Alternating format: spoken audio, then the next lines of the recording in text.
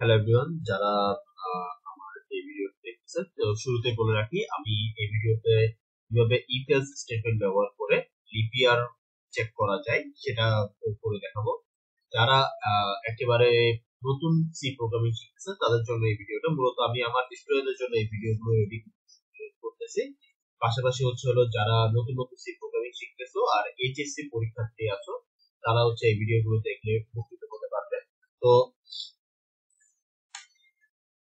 তো আমি শুরুর দিককার কাজগুলো করে রেখেছি। আমি হেডার ফাইল আর রেজিস্টার ফাইল ফাংশন দিয়ে ফেলেছি অলরেডি। এখন বাদ বাকি কাজগুলো করতেছি। তো আমি ইন্টিজার টাইপ নিব একটা, যেহেতু লিপিয়ার চেক করতেছি। আর ইফ এলস স্টেটমেন্টের জন্য আমার বাড়তি ইন্টিজার টাইপ নেওয়ার আর কোনো প্রয়োজন নেই। আমি স্ক্যানএফ দিয়ে প্রথমে দেখাচ্ছি percentage of D,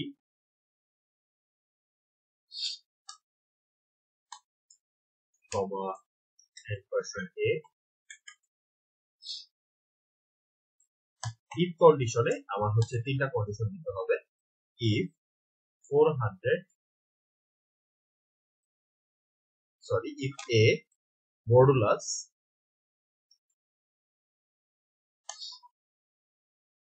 400 equal 0 or, ছোট বন্ধুরা সবসময় মনে রাখার চেষ্টা করবে যে ইফ স্টেটমেন্টের ভিতরে আমার ইকুয়াল দুইবার দিতে হয়, অর চিহ্নটাও দুইবার দিতে হবে, ঠিক একইভাবে এন্ড চিহ্নগুলোও দুইবার দেওয়া লাগে। যদি আমার ইফের ক্ষেত্রে যদি আমার প্রোগ্রামটি 400 দিয়ে ভাগ করার পরে কোনো ভাগশেষ না থাকে, তাহলে সাথে সাথে প্রিন্টএফ দিস ইজ লিনিয়ার দেখাবে।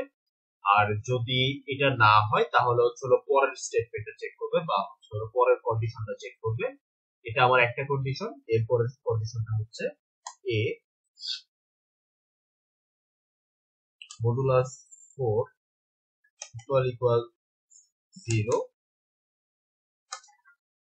and a modulus 100 not equal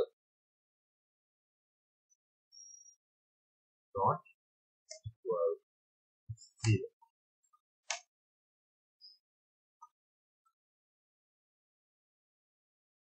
এখন printf percentage of d is here।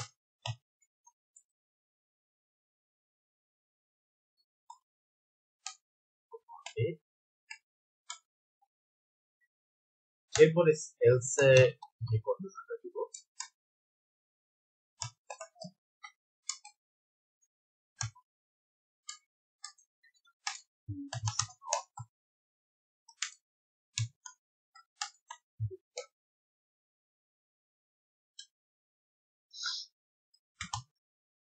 এরপর চাইলে আমরা লিখে দিতে পারি।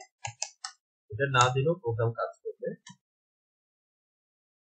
এরপর যদি এটা সেভ করে,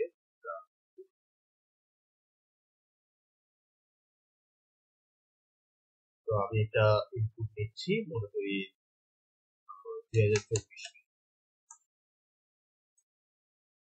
দেখুন 2024 ইজ এ লিনিয়ার। আমাদের 2024 লিনিয়ার ছিল, প্রোগ্রামটা কাজ করছে। তো এটাকে যদি আরেকটু সুন্দরভাবে দেখাতে চাই, আমি শুরুতে প্রিন্টএফ দিয়ে দিতে পারি। প্রিন্টএফ দিয়ে enter the year,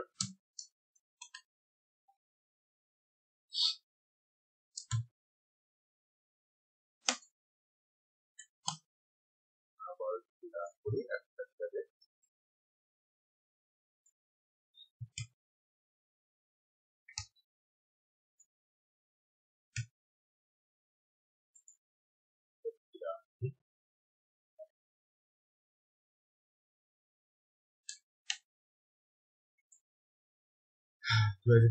is a leap ইয়ার। তো ছোট বন্ধুরা দেখতে পাচ্ছ আমাদের 2024 লিপ ইয়ার এটা চেক করে দিচ্ছে। তো আমরা ইফ এলস এর এই কাজ দিয়ে শুধুমাত্র একটা সাল একবারে চেক করতে পারছি।